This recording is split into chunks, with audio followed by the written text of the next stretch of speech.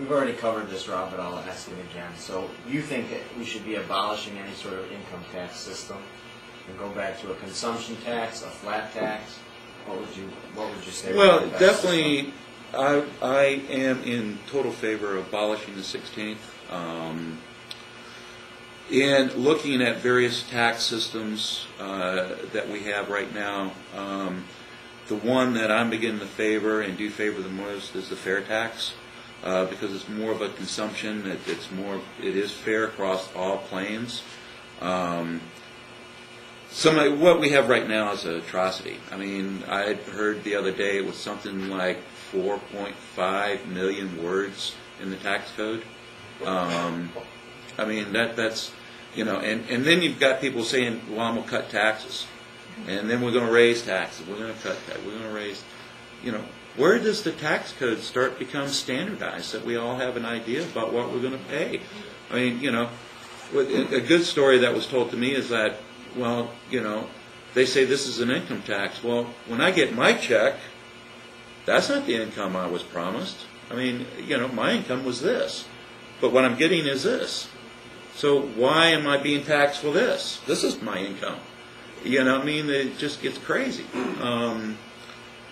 We have to get rid of our tax code right now. We have to get rid of the 16th and put something in. And right now, to me, the best that in research that I've done across that levels the playing field is the fair tax. And I think I'm going to support that 100%. One of the things that bothers me about the IRS is that the person has to prove themselves innocent rather than the IRS proving them guilty. And they have such authority that they scare people. And if somebody gets a letter from the IRS, they're nervous. Well, I've run a couple businesses, okay, and at real early on, I mean, a business went bankrupt or belly up. We didn't go bankrupt, but my wife was real sick and our kids, and I was, you know, I was in front of an IRS agent, and he literally asked, "Have you heard of Leavenworth?" Yeah, I mean, you know, I was young and stupid then, you know. The IRS is a strong-armed Nazi troop, as far as I'm concerned. They violate, in the IRS I find everything about them in violation of the Fourth Amendment. They can come in and seize property. They can go into your. I'm a software engineer. Okay, I know exactly what. You know, I've been in government contracts. I know what some of the codes that they're looking at implementing. They can look at your records. They don't have to ask your permission or anything else. Probably do already. You know, especially if you're flagged. Yeah, the IRS has to go. I mean, you know, especially with all their laws, and they have to be They have to be maintained accountable to the Fourth Amendment, just like we should be doing with FEMA. Just like we should be doing with Interpol, the Northern Command, any of these other federal agencies. We have to hold the Fourth Amendment. I mean, our rights and property cannot be violated. Okay. If you have some concerns about the IRS today, just wait until health care is implemented, because their responsibilities expand enormously with health care. Well, I'm looking forward to talking to 16,000 more IRS agents. I mean, you know, that should be just a real treat. No, and all I see is that more of that income thing starting to go down. You know, things aren't adding up right. I get paid so much an hour, and this is what I get. I think I'm better at mathematics than they are, but, you know. It's just more of that going away. No, we have to fight this. I mean, this is absolutely ludicrous. I mean, you're absolutely right. And you know, they're talking about adding 16,000 more. As you said, that, you know, the job market's going up. Well, geez, where's it going up at? Federal government. You know.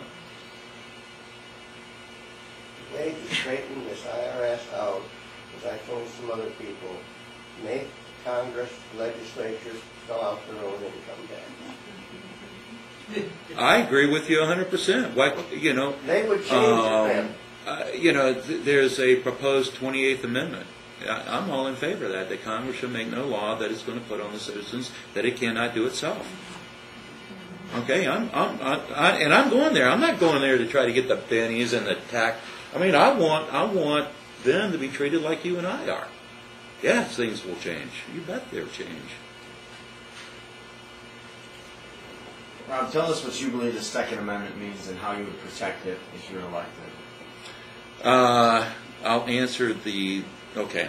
The Second Amendment, to me, both as a citizen and as a councilman, if you will, we need to start getting better at the militias. Okay, do you have a militia here in the county? Anybody? I mean, do you go train? Sanctioned by the governor? No, by the governor or by the sheriff? By the sheriff. Okay, they have the legal. They're the only law enforcement agency. That person is the only legal law enforcement person in the country that's allowed to form a posse. Is your sheriff forming one? Do you have one here? No. And do you train? Do you train in emergency management? Do you train at any sort of catastrophes that go on? Do you just rely on your fire department? I mean, those are great people, but do you have a militia here? As in every county that I've been to in Wisconsin, the answer is no. Okay? We need to get sheriffs in place that will defend the Constitution, look at getting militias put together in time of emergencies. Now, those militias are for protection, to help out.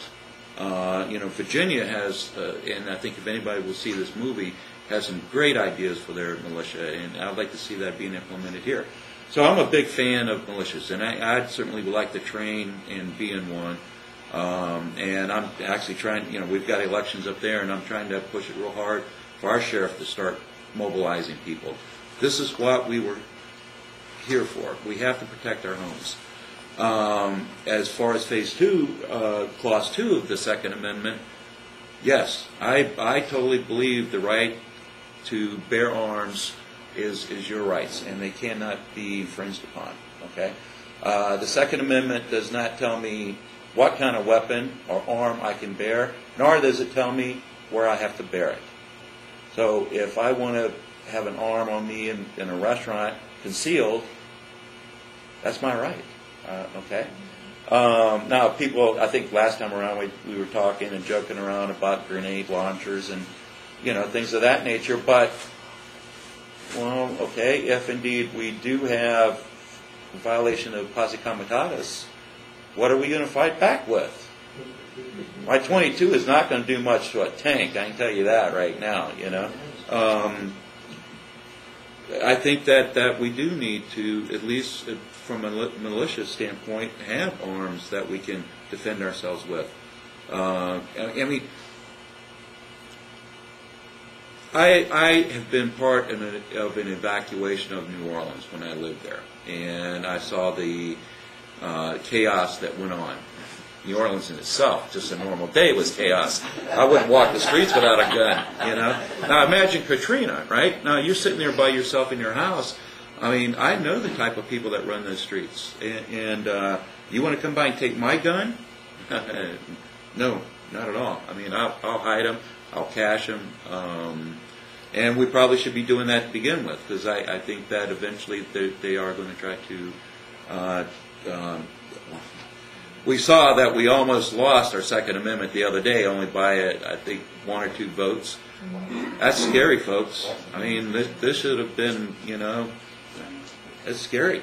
They will try to come after it, and the only way that they can control the population is to make sure that they're not armed. So I'm a big believer in that, Oh, and let me say one more thing on that. I have, as I said, I'm a 3-term elected public official, and I have taken the oath to support and defend and protect the Constitution 3 times. I will do that. I will be one of the first ones out there to do that, okay?